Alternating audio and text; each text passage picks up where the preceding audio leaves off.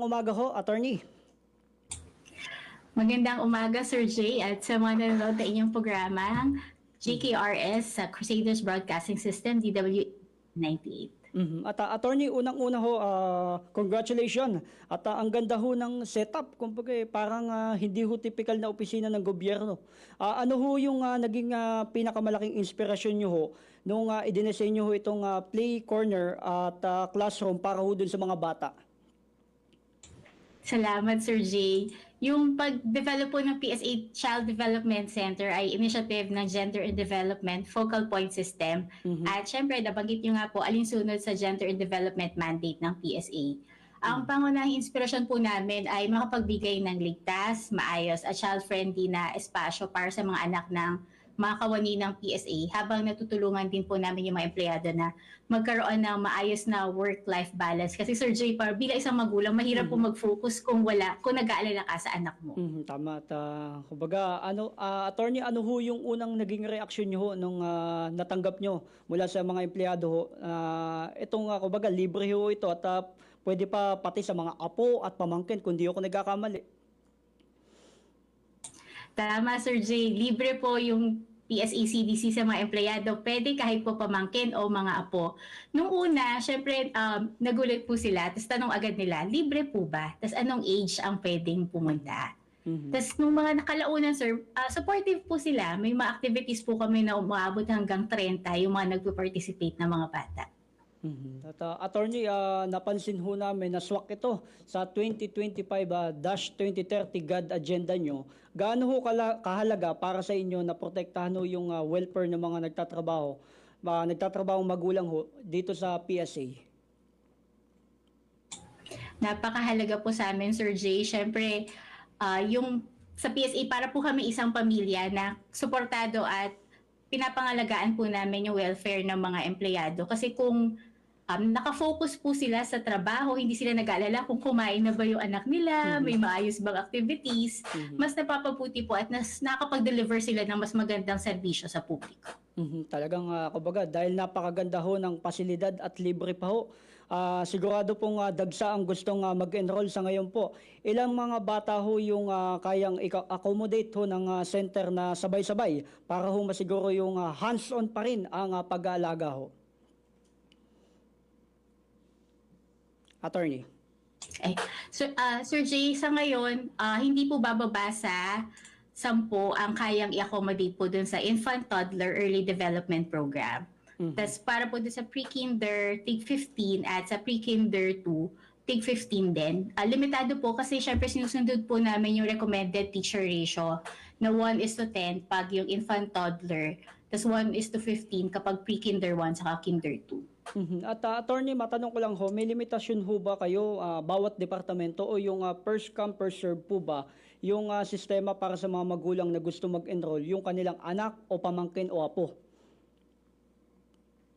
Sa ngayon, Sir Jay, first come, first serve basis po yung enrollment. So wala pong limitasyon. Kung ba sa legal service, kung ilan po yung kaya, o dun po sa mga statistics services, kung ilan po yung willing mag-enroll, pwede naman po. Tapos kung kakayanin naman po ng center, kung sobrang dami, ready naman po yung center na magkaroon ng mga morning session at afternoon sessions. At attorney, kung sakali hong fully book ho yung center dahil sa mga madami ho yung interesado may plano ho ba tayo, kumbaga may plano ho ba yung PSA na palawakin ito o magdagdag ng isa pang ship o kwarto?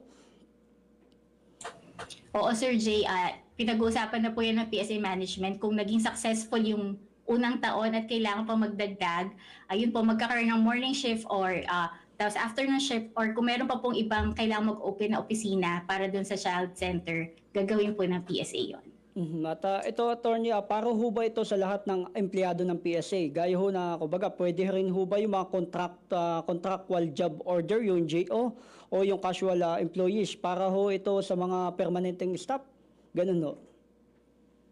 Sir Jay, kahit anong status po, so permanent man, contractual job order, saka po ito ay available dito sa central office sa Quezon City, saka po doon sa mga empleyado na malapit lang din sa amin sa National Capital Region.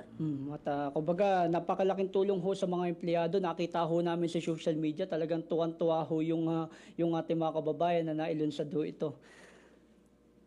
At attorney, matanong lang ho namin, hindi lang naman po ito yung kumbaga basta drop-off center o daycare hub habang nagtatrabaho yung mga magulang. Sa ilalim ho ng Early Childhood Care and Development Curriculum, ano-ano ho yung mga mismong aktibidad na gagawin ng mga infant, toddler at pre-kids ho dito sa araw-araw? Sir, nag-prepare po kami ng iba't ibang activity. Siyempre may play-based learning po tayo kasi gusto namin ma-develop yung mga iba-ibang skills nila. Like gross motor skills, yung fine motor skills, and social emotional skills. Kaya po dun sa calendar of activities namin ngayon 2025, may mga activities din po para sa June, or kasama po sila sa PSA anniversary, sa Women in Science. Kaya gusto po namin ma-develop holistic learning po para sa mga bata. At attorney, base ho dun sa anunsyo, may mga play-based routines, kumbaga may play-based routines ho. Ibig sabihin po nito, natututo sila habang naglalaro. Ano po ba ang particular na skills ang gusto nating maiuwi sa kanila sa bahay pag out ng kanilang mga magulang ho? Pinakauna na dyan, Sir Jay, yung mga self-help skills. Available din kasi doon sa center yung parang paano ka matutong magugas ka ng kamay, yung maging independent sila. Para syempre yung mga magulang po, karamihan din po kasi sa empleyado ng PSA ay syempre may mga parents na. So para po natututo din maging independent yung mga anak nila. At nakakaagaw pansin sa amin, attorney, ito hong paano naman kung may overtime o late shifts ang mga empleyado, lalo na ho kapag panahon ng census o data gathering, kasabay din po ng na mag-extend ang oras ng operasyon ng center para sa kanilang mga anak. Opo, Sir Jay, may mga ganyan na pagkakataon na kailangan mag-overtime na mga empleyado kasi kailangan na po ilabas yung census na yon. So, and magkakaroon po ng arrangement. May mga teachers po na naka-assign sa ating center na mag-cater kapag kailangan mag-overtime, or meron din naman pong pwedeng arrangement na kung sino lang po yung pwedeng mag-pick up dun sa bata kapag kailangan pa mag-stay ng mga magulang nila sa opisina. Napakalaking tulong, attorney. Attorney, may plano po ba ang PSA na magtayo rin ng ganitong Child Development Center sa mga regional at provincial office ng PSA sa buong Pilipinas?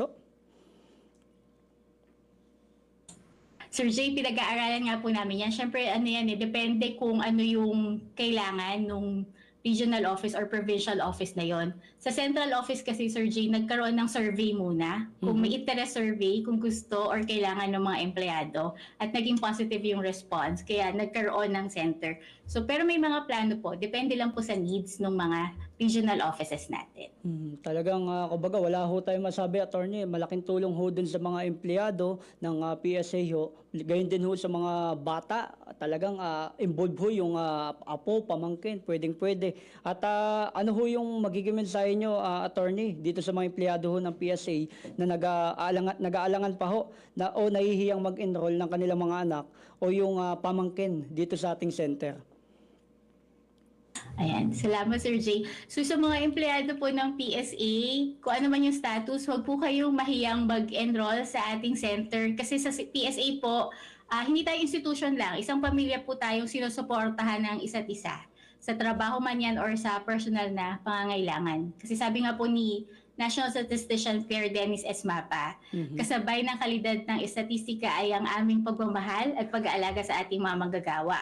Si Dr. Insyong din po nung ating ECCT Council, kasama po siya ng opening na aming CDC. Sabi niya, sama-sama nating siguraduhin ang bawat Pilipino ay batang may bukas. Kaya hinihikayat ko po lahat ng tiga PSA headquarters at National Capital Region na mag-enroll ang kanilang mga anak, kapatid, pinsan, pamangkin or apo sa CDC. At huwag po mag-alangan. Lumapit lang po at nandun po yung mga teachers natin at iba pang staff sa GAD unit para i-accommodate po kayo. Maraming salamat, Attorney Christine Bartolome, ang head ng Gender and Development Agenda Unit ng Philippine Statistics Authority. Maraming salamat, Attorney. Maraming salamat, Sir G, at sa mga tagapakinig niyo po. Maraming salamat. Mabuhay po kayo.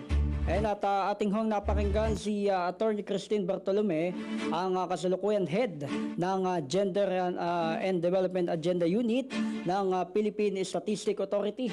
At napakalaking tulong ho dun sa mga empleyado. Ito hong sinasabi ni Attorney na kumbaga hindi lang ho yung anak ang pwede, pati yung pamangkin, apo. Kumbaga kinukonsider doon ng PSA. At isipin nyo naman kahit nagtatrabaho ho yung mga empleyado ng PSA, hindi na ho natin iisipin yung mga anak natin na kahit mag-overtime ka pa, sabi nga ni Atty. Kanina, hindi ho natin maiiwasan yung pag-sobra sa oras sa pagtatrabaho, lalo ho yung mga pagsasagawa ng census. Talagang matrabaho ho yun. Ngayon malaking tulong na ho at nabigyan ho ng pansin ng ating Philippine Statistic Authority. Maganda ho yung naging paliwanag ni Attorney Bartolome.